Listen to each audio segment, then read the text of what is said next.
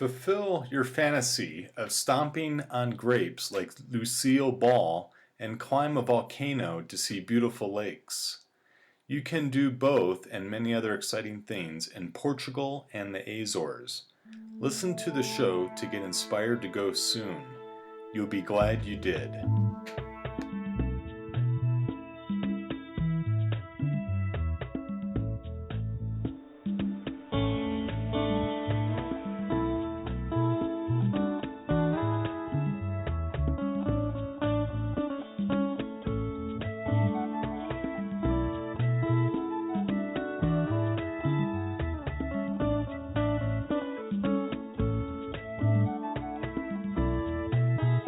Hi, welcome to the Travel Advice Show. Thank you for listening all around the world, and you can check out all our shows at traveladviceshow.com. And I'm Chris Newton, one of the co-hosts, and I'd like to introduce the other co-host, Jerry Fuller. How you doing, Jerry? Fantastic. Yeah, great. Yeah, And would you like to introduce our guests today and our topic? Then? Yeah. I would love to. Great. We're having Lianne Kim of Kensington Tours. Welcome, Lianne.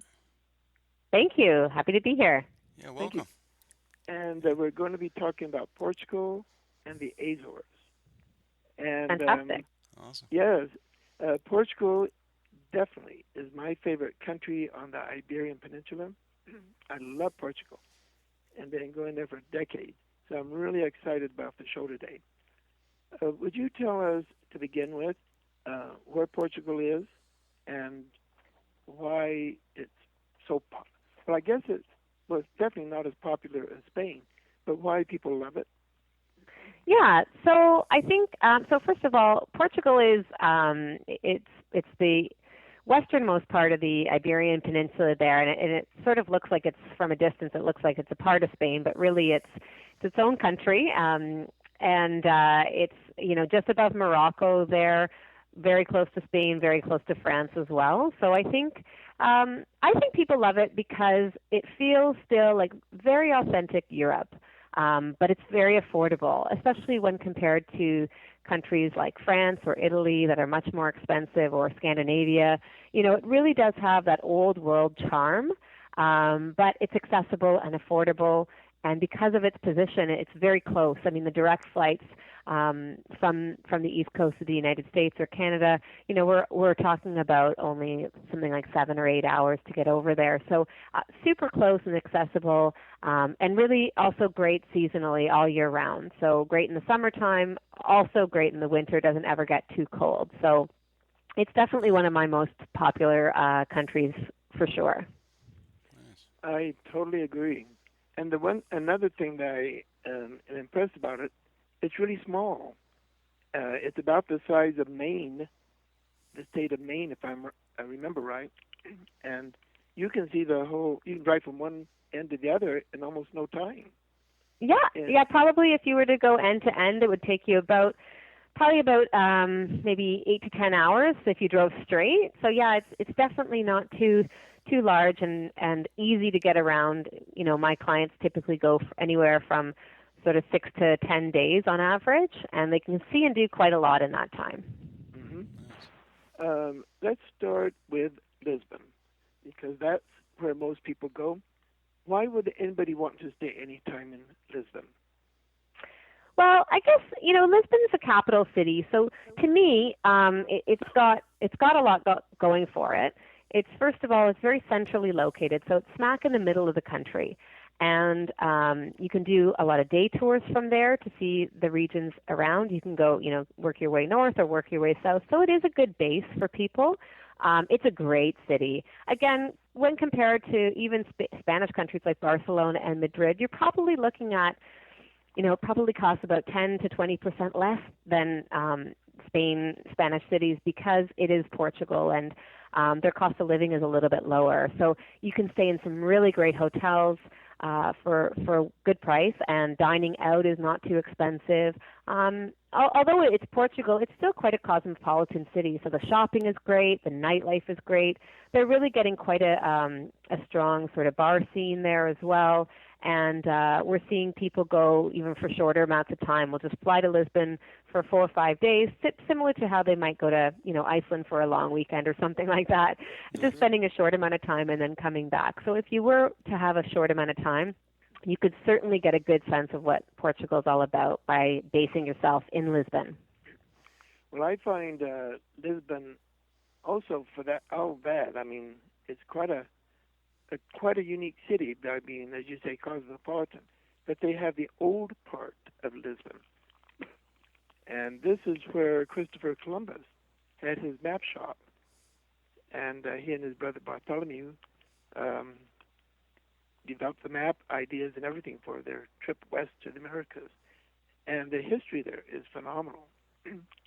And how long would you recommend, including going out to Estoril and other areas? Would you consider those day trips out and stay in Lisbon, or would you stay out in Estoril and come into Lisbon? What would you recommend? Yeah, so it just depends if people are sort of more beach people or they want to spend some time in the city. I think, if you're on a budget or a short timeline, staying in Lisbon really does make the most sense because you can rent a car and drive to those places very easily in a day. You could go to Estoril, Cascais, as well as Sintra is the main draw there, and seeing the Pena Palace there is an absolutely stunning example of, a real Portuguese palace, the former palace. So, and they do tours. There's thousands of people visiting per day, actually. That's the main draw out in that direction. And that could easily be done. I mean, Kensington offers it as a full-day private tour, a half-day shared tour, or you could do a self-drive, a self-guided, and do a day out there. You could also do a day in the opposite direction, so going directly east, and that would take you out to the Alentejo region, which is I think that needs more than a day because that's one of the most popular wine regions in Portugal, actually. It's where some of the best whites and reds are coming out of Portugal right now. It's very hot and dry, so it's perfect climate for wine. And the main towns there are, Évora, which most people pronounce Evora, but it's pronounced Évora. That's a really great old medieval city with a lot of history and a lot of things going on. So that trip is also another day trip. And so you can imagine you can go, in any different direction and doing several day trips out and back. Another popular one, of course, is Fatima. So for our religious clients or Catholic clients, they really want to see Fatima is a very important religious site.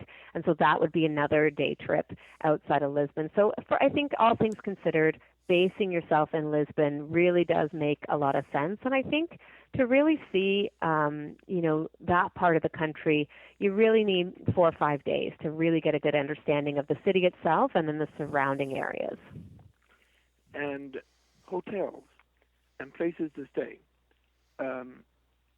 Is it necessary to stay really in expensive places, or are there other options for people that may not want to stay in 5-star?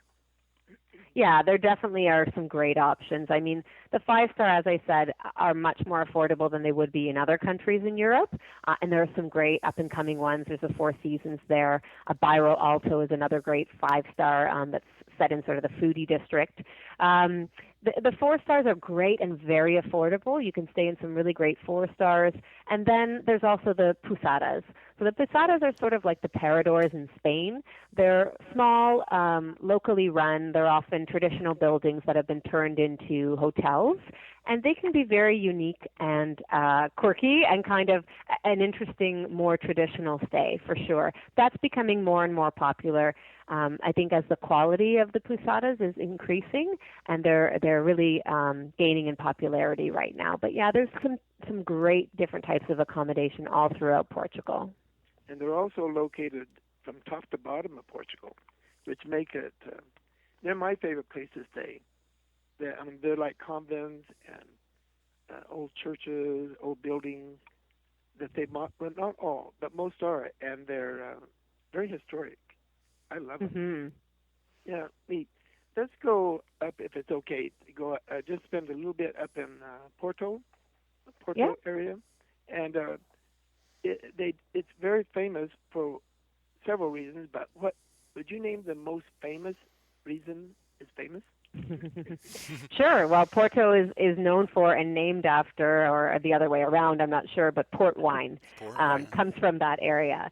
So the grapes are not grown in Porto, obviously. Porto is a city, and in my opinion, it's the most beautiful of all the Portuguese cities. It's right on the Douro River that heads east inland and borders on, of course, the Atlantic Ocean there as well. So it's very much a gateway city, and that's where the old ships used to come in. But it's known for, being a port, obviously. So what is interesting for my clients to do is to spend some time in the Douro Valley itself, and then see where the grapes are grown, where they're harvested, stay at some of the quintas there, which are the Portuguese vineyards, basically. They're estates. And so you can stay there, or you can dine there, or both. And then to kind of move westerly and then end up in Porto where the cellars are. So lining the river, you've got cellars on both sides that are port cellars, and so that's where the port is being aged. And of course, you've got the famous ones like Sandeman and Floodgates and all that. So I think for wine lovers, this is really a place that you have to go. I will admit I was not a port lover before I went, but I certainly came home being a port lover after. They really enjoy their tastings there, and they're really professionally set up, these vineyards or these quintas, spelled Quintas. So when you go to one, typically there is a guided tour of the facility, so you see where the grapes are grown. I went at harvest time, which was amazing, and in one of them I actually got to stomp the grapes. Just like Lucille Ball, got to actually put on the special shorts and stomp the grapes myself with my bare feet. That was really, and they said, we don't just do this for tourists. This is actually how we do it with this one particular brand of wine. So that was really a neat experience, and it's of course stunning scenery. Beautiful green hills cascading down towards the Douro River. You really can't get more picturesque in Portugal than that. So yeah, it's by far and away my favorite spot on the mainland there. I agree. What month or what time did you go? Because I know a lot of our listeners would love to relive Lucille Ball as you did. What month or when is harvest season? Harvest season, so late September or early October. I believe we were there, the first week of October, and the weather was absolutely perfect.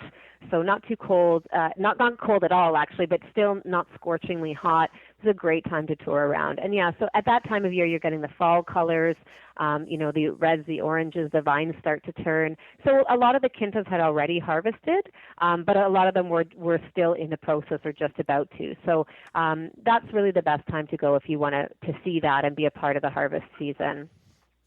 Fabulous. Now, one of the most famous places of Portugal is the Algarve, in the southern part. And I know there are many towns along that area. And is there and I know most people go to Faro or in that area. What is your favorite area favorite town in that area? So I'm partial. I visited that area long before I worked for Kensington Tours, and I fell in love with Lagos. So it's a small village, really. It's a fishing village, so it's part of the archipelago there. You've got the rock formations and the beautiful coastal coves and things like that. Very small beach. The streets are all sort of cobblestoned and very small, family-run shops. Of course, they do get tourists as well, so summer is their high season, but we were able to go down to the harbor and pay a local fisherman $10, and he took us out on his boat and took us around the different rock formations. It was really quite stunning. Now, that was many years ago. So now the whole of the Algarve is really developed. Sagres is getting more popular, so that's the far southwest corner, and the reason why that area is probably best known for, it's very windy there. So for water sports like kite surfing or windsurfing, that's like Mecca for those guys, and you'll see that all throughout the summer. very windy there because it's right, jutting out into the ocean. Another area that we put people a lot is Albufeira. So that's really your larger resorts, things like the Sheraton and the of course, I'm drawing a blank. The Grand Eulalia. So there's quite a few big, flashier resorts there, but it's a good base because it's also about the halfway point. It's about midway across the bottom coast there.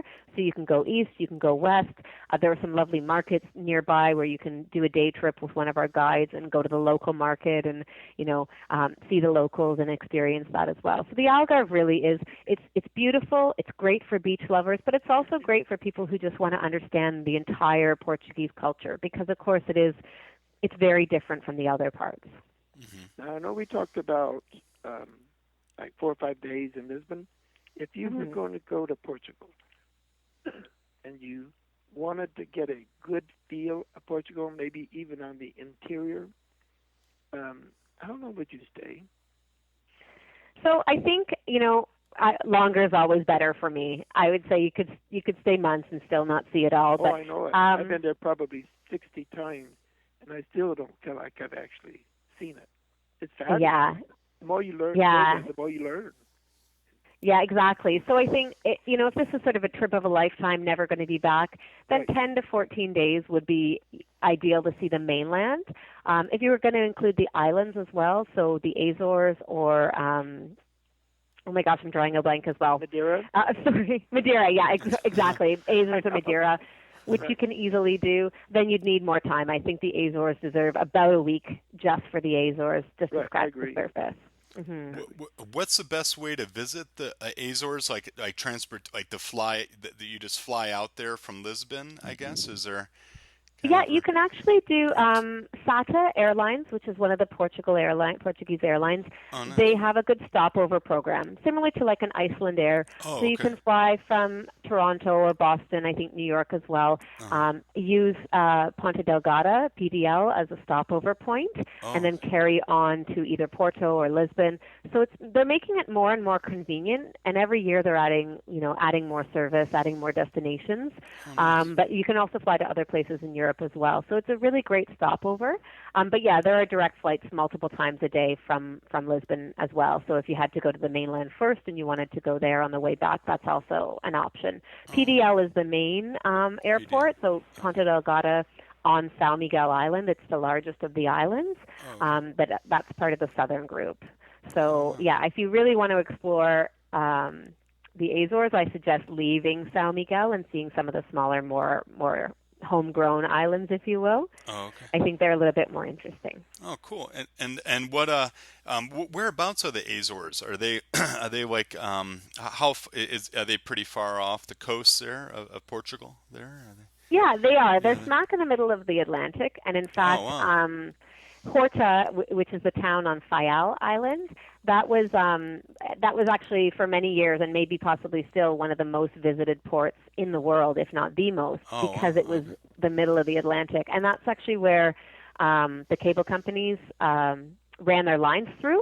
They ran their lines through Faial because, according to the map, it's the middlemost point of land in the Atlantic. And so it's about a 5-hour red-eye from, like I say, Toronto or New York or Boston. 5-hour red-eye to get you over there. You arrive first thing in the morning. And then from there to move on to the mainland, I think it's about 3 hours from there to Lisbon or Porto. So very accessible from all points. Wow. Awesome. Yeah. What are some of your favorite parts of the Azores, or or some of the unique things to visit and things? Well, what I love about the Azores is that, again, it's so affordable. Doesn't feel quite like the mainland.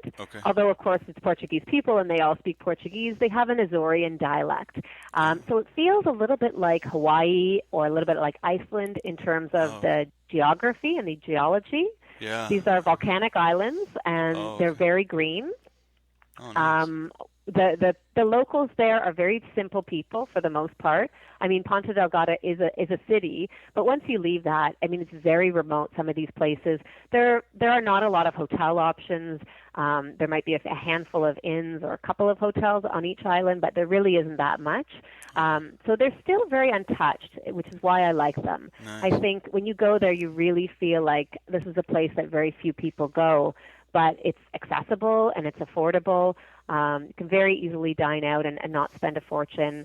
And what I love about it is the nature. So it's they're very green islands.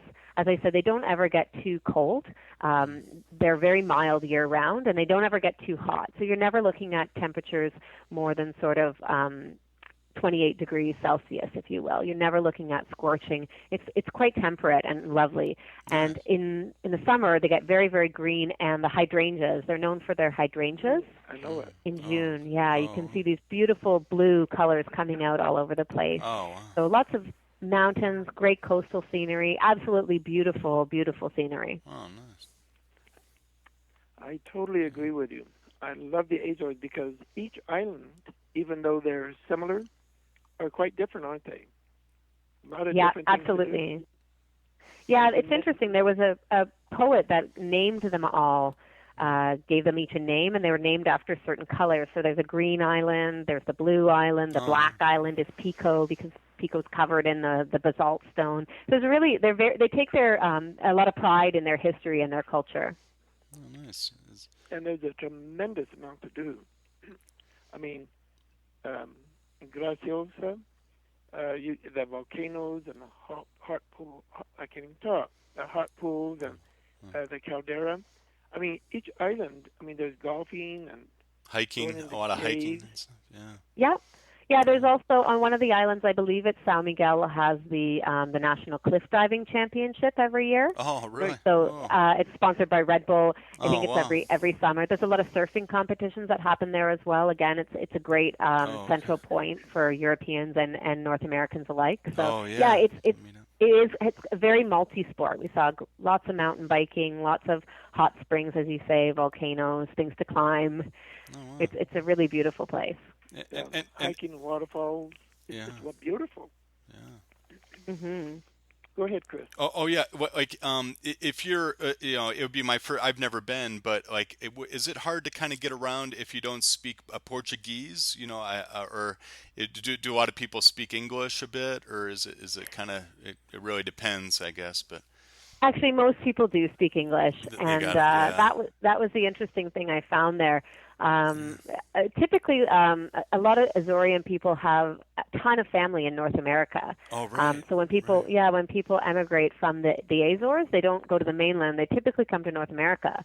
So if you know Portuguese people here in North America, there's a good chance they're actually from the Azores. I know I'm from Toronto. I live here, and everyone that I know that's Portuguese, they're actually Azorean. Wow. So it's very interesting. Yeah. Oh, man. But no, the English is great. It's very easy to get around. Mm-hmm. Whether you do a tour like Kensington tours, our private tours are extremely affordable compared to any other place in Europe or anywhere in the world, really. They're very, very affordable private tours. Awesome. You can do private guided hiking tours with us, and we'll provide the guide and the route and all of that. Oh, wow. Or, again, renting a car and driving around yourself. They make it very easy to get around. And once you're taking the ferries, the ferries were all completely brand new in the last couple of years. Oh, Very new, clean, very inexpensive. So maybe €10 to go from island to island. Oh, you can go for a day, enjoy a day on another island, and then come back to the island that you're staying on. Wow, cool. Fabulous. Mm-hmm. Yeah. Do they take credit cards most places in the Azores? Because I know when I first went, I don't think anybody took a credit card, if I remember right. And, you had to pay, and now I guess it's euros. But have they do credit cards? Yeah, I think nowadays, most of the places that I stayed at were pretty decent-sized hotels, and they would take credit cards. It's always, not a bad idea to have some euros on hand, cash, if you're visiting a small local shop or something like that. But the larger outfits would definitely accept credit card nowadays.